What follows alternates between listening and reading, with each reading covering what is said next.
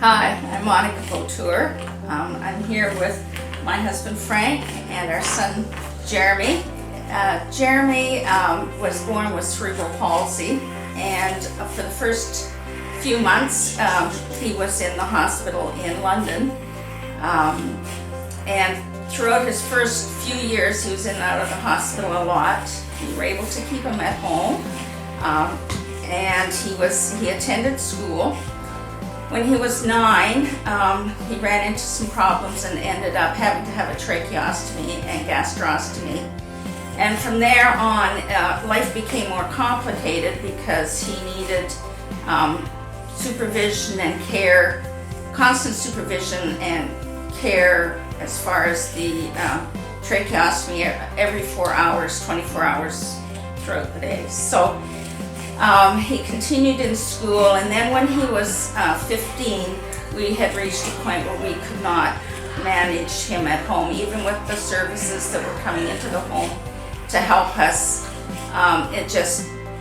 We were at the breaking point, and so there were no other resources in the area, and our only option was to have him placed in the continuing care ward here at Blue Water Health.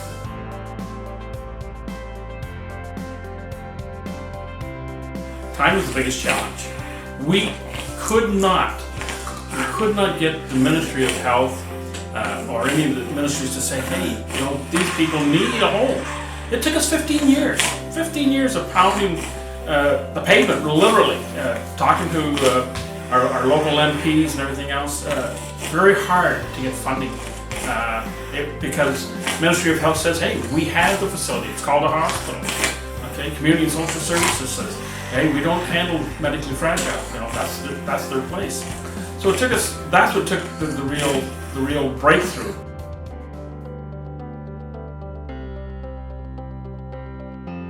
Jeremy stayed at continuing care for about 7 or 8 years.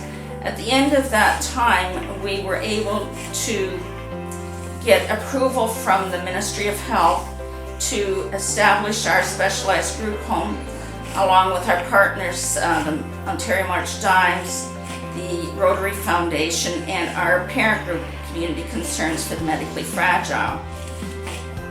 Since that time, Jeremy has been living here independently of us, but has 24-hour care provided.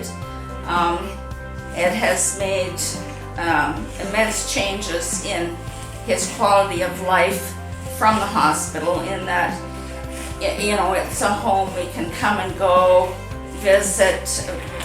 Although Jeremy's physical care was looked after well in the hospital, I think his physical health has continued to be well looked after here, but his emotional health with the interactions, the staff do wonderful things.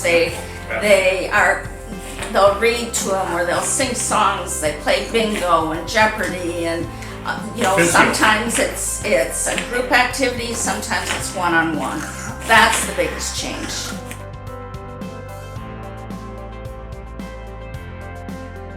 The customer service is sort of it's not a customer. That's the difference. It's a family, and that's what I like about this place. Everything is geared to the resident. The resident is sort of the center of everything else, and that's the priority, both with the staff and with the families. So, and it's tremendous. I'm very, very pleased right now, for sure.